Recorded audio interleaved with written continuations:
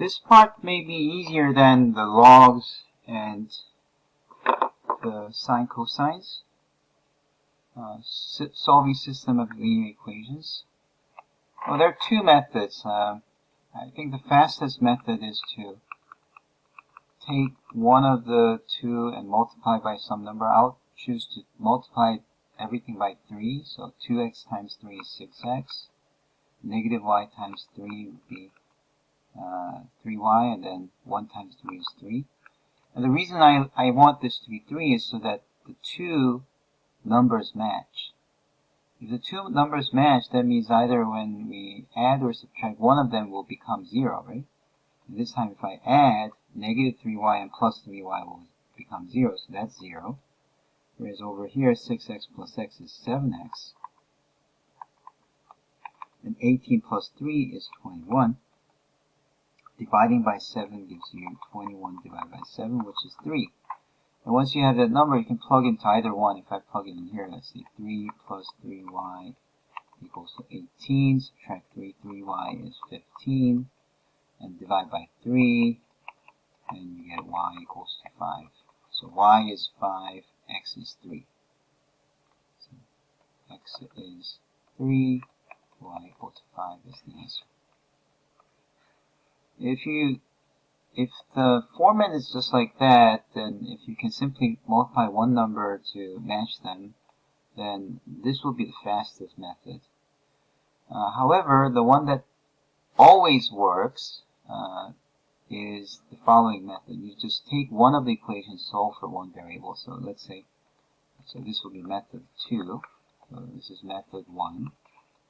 Second method is you take the equation, solve for one of the variables. See, x is just x, so if you just subtract 3y, that's very easy to subtract. It's easy to solve, right? So x is simply 18 minus 3y. Once you have solved it, what you do is you take this and plug it into the next equation. You can't plug into the same equation. That doesn't give you anything new. You take this equation, which was from the first equation, now you plug it into the second equation. When you do that, it should be 2 times 18 minus 3y. When you plug in something to another one, always have a parenthesis. Not having this parenthesis will cost you a lot. It's very important. And then what you have is you've achieved to just reduce a system of two equations with two unknowns. Now you have just one equation with one unknown, which is y, right? Then you can certainly solve, right? That's 36 minus 6y minus y equals to 1. I would add 7y both sides. And then subtract 1 both sides, so that 1 minus 1 is 0, so you get 7y. And then negative 6 minus 1 plus 7 is 0, so the y's are gone. Then you have 36 minus 1, which is 35, divided by 5, divided by 7, and then you get y equals to 5. That's the answer for y. Plug it back in here, that goes back in here, and you get x equals to 18 minus 3 times 5, and that's 18 minus 15, so that's equal to 3. So that's a little bit more confusing, but the upside is that sometimes this first method, it's hard to make it work. If it works, it's the fastest. Number 2 always works, although many times the resulting calculation is rather messy. Alright, let's try another one. Here's another one. Here, I would really recommend using the second method because look at this one. This is just, if you multiply by negative, it just immediately turns into x equals to y minus 3, right? So then I can just plug that into the first equation. So 8 times y minus 3 minus 5y equals to 18. So multiply, so it's 8y minus 3 times 8, 24. Minus 5y equals to 18. 8y minus 5y is 3y. Add 24 both sides so that the right side will be 42. And therefore when you divide by 3, 42 divided by 3 would be 1, and then 14. So y would be equal to 14. Plug that back into what your x is. So x is equal to 14 minus 3, which is equal to 11. Right? So that will be how you use the second method, the substitution method. But the first method that I introduced, that's called the elimination method. That's still possible too. But this time you have to do a little bit more. You would want to move this negative y to the left side, so that's plus y. And then to do the elimination method, you actually have two ways. One way is to multiply by 8, so that 8 and 8 would match, or you could also multiply by 5, so that 5, 5 match. Let's try the one with times 5. Okay, so I'm going to multiply this by 5. So you have 8x minus 5y equals to 18. That doesn't change. I don't like that y. 5y equals to 18. And then the second one is negative 5x plus 5y equals to 3 times 5 is 15. Add them together. These two cancel. 8 minus 5 is 3. And 18 plus 15, that's 33. So if you divide by 3, you get 11. And then when you have that 11, you can plug it in here. So negative 11 plus y equals to 3. Adding 11 both sides, you get y equals to 14. So here, you could also make the elimination work. But I think in this case, the two methods are about the same in terms of the time needed. Okay, we have two inequalities. It's a little weird. So we have two, y less or equals to 2x minus 7, y greater or equal to 2 over 3x plus 1. And you have to sketch the system of inequalities. You know, inequalities are hard. You always want to use equalities. So let's start with equalities and see if we can draw the equalities. Y equals to 2x minus 7. Let's see. If you plug in 0, you get negative 7. If you plug in 1, you get negative 5. And the nice thing about these mx plus b is that you just need 2 points. Because I know that the graph is a line and there's only a unique line passing through 2 points. So here is negative 7 and there's negative 5. So when you plug in 0, you get negative 7. When you plug in 1, you get negative 5. And you connect it, and that's your line. I'm going to use a different color. So this is your line. Okay. And then let's try to plot 2 over 3x plus 1. Again, when you plug in 0, you get 1. There's 1. And then plugging in 1 gives you a fraction. I don't like fractions. I want to plug in 3, because if I plug in 3, then 3 cancels and you get an integer, right? So you end up with 3. So I see that when x is 3, y is also 3.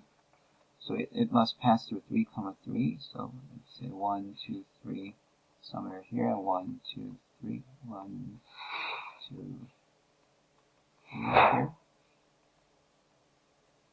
Okay, so you have this point and this point. These are the 2 points that this graph must pass.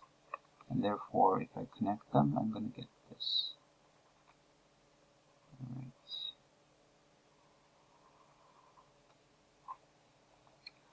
Now, for these type of questions, it's always important that you know where they meet. So you also want to not only draw the graph, you also want to find out where they meet. Now, when you have two equations like y equals a function and y equals another function, the way you find their intersection point is you set them equal to each other, right? So I'm going to find the intersection point by setting them equal to each other. 2x minus 7 is equal to 2 over 3x plus 1. I don't like fractions, so I'm going to multiply by 3 both sides. 3 times 2 is 6. 3 times 7 is 21. 3 times 2/3, 3 will cancel, you get 2x. 1 times 3 will be 3. Subtract 2x, that's 4x. Add 21, that's 24. Divide by 4, x equals to 6. Right, so I did that rather quickly, but you'll be able to do this with a little bit more time. Okay, so you get x equal to 6. If x is 6, what's y? Y is 2x plus 7, so if I put 6 there, 6 times 2 is 12, so you get 5. So what happens is that at 6, 5, the two lines cross each other. Okay, that's the intersection point. Okay, so that was all we could do as equalities, and now we have to actually figure out the inequalities, right? And we just use the same kind of idea that we did before. And what was that idea? Well, the idea was that we can use test points. We can use test points. And what we do is we choose a point in, see, these two lines divide the entire plane into 1, 2, 3, 4 parts. So all you have to do is pick a test point here, pick a test point here, pick a test point here, okay? And then a test point here. This one's a little challenging. This area is hard to see what point would belong here. But these are easy, so I know that the origin is here, so I'm going to choose origin as one of the sample points, and this is 1, so if I put 2, in other words, 0, 2 would be another sample point I can put from here. This would be 0, 0. This is -7, so if I put 0, -8, it will be another sample point. So I pick test points, plug it into this system, and make sure that if they both work. If only one of them work, then it doesn't work. So that's one way to do it. You can do it. However, there's another way. Another way is I just thought about plugging in all this, and that would be just too much work. So let me propose a second method. The second method is you want to show whether this is correct. You want to find out when this is correct, and also you want to find out when this is correct. Okay. What's the difference? Well, it's like this. First, I'm going to forget about the second one. I'm only going to do this. Okay. So what is 2x minus 7? Is this line that we just drew, right? 2x minus 7. Here's -7, and this point was 1, -5, and this is a line. Well, for this one, it divides the plane into 2 parts, and for that, you just need a sample point for 2 points. So that's really easy, and moreover, usually, sometimes it's not true, but usually, on one side you'll have 0, 0. And moreover, here's another nice thing that saves you a lot of time. It turns out that if one side works, then the other side does not work. If one side does not work, then the other side does work. So look, does 0, 0 satisfy this inequality? Let's try that. 0, 0 means x is 0 and y is 0, right? So we plug in 0 here, 0 here. What do we get? We get 0 lesser or equals to 2 times 0, -7. So 0 is lesser or equal to -7. Is that right? No, it's not right. So this side is no go, and therefore this inequality will hold on this other side. Okay, so it's going to be true on this other side. Okay, this is a no-no, and this is a check. This side will be okay. Now let's try to do the same thing for this second one. So forget about the first one, we'll just do the second one. Okay, so I need more space. You know, let's do the following. I'm just going to erase this. That's kind of a trivial calculation. And I am going to just try out this thing here.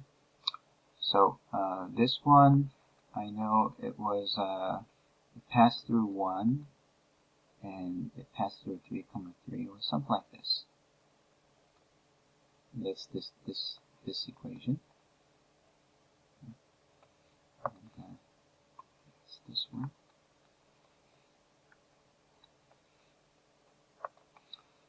Okay, and then 0, 0 is over here, so let's plug in 0, 0 and see what happens. 0 less or equals to 2/3 times 0 plus 1. Is it true that 0 is bigger or equals to 1? No, that's not true. So this is a no-go, therefore this is the right one. Okay. And what you want to do is you want to find out where both are valid. That means you want to find the overlap between these 2 points. So put them together on a single graph. If you put them together on a single graph, I know that the lines are, one is like this, the other is like this, is -7, that's 1, and this point that they intersect is 6.5. And let's see, one side has this side as okay, right?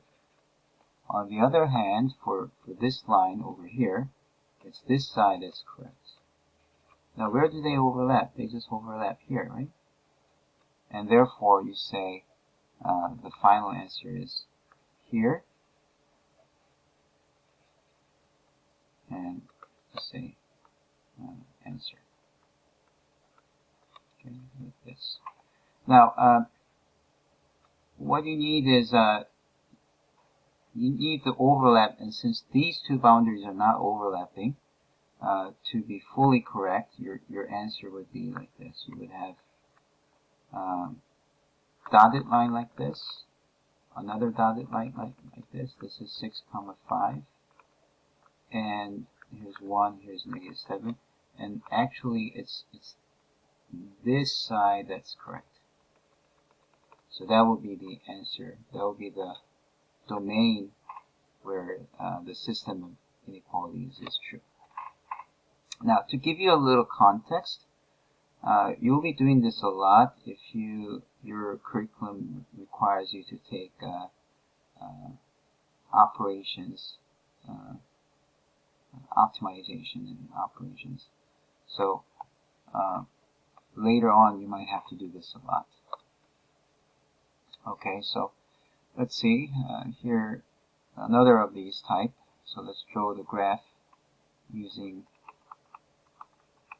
equalities. So let's just set them equal. Let's see, well this one doesn't have, it's not solved for y, so in order to graph it we need to write it as y equals to something. So let's rewrite it as -x plus 6, and when you divide by 3, so it's -1/3 x plus 6 divided by 3 is 2. So what is that graph? Well, if you plug in 0 you get 2, so 1, 2 is. And then when you plug in 3, then 3 and 3 cancels, you get -1 times 2, so 1, 2, 3, -1 plus 2, which is +1. So this is the graph that you're going to get.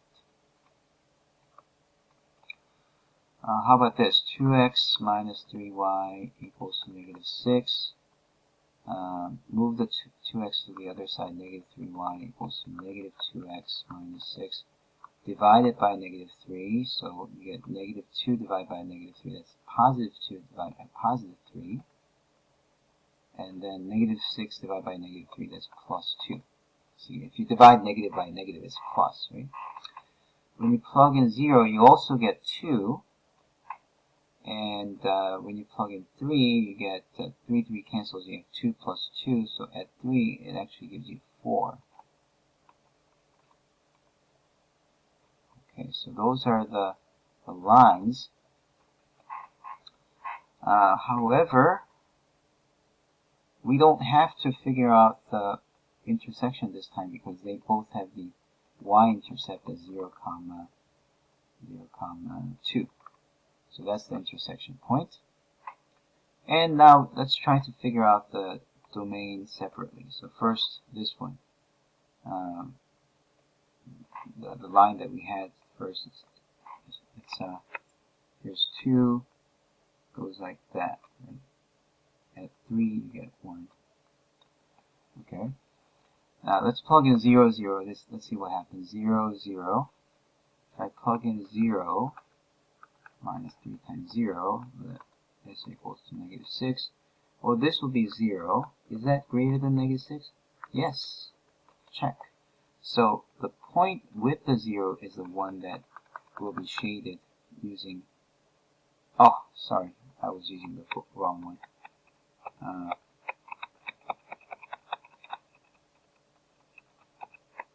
Alright. So...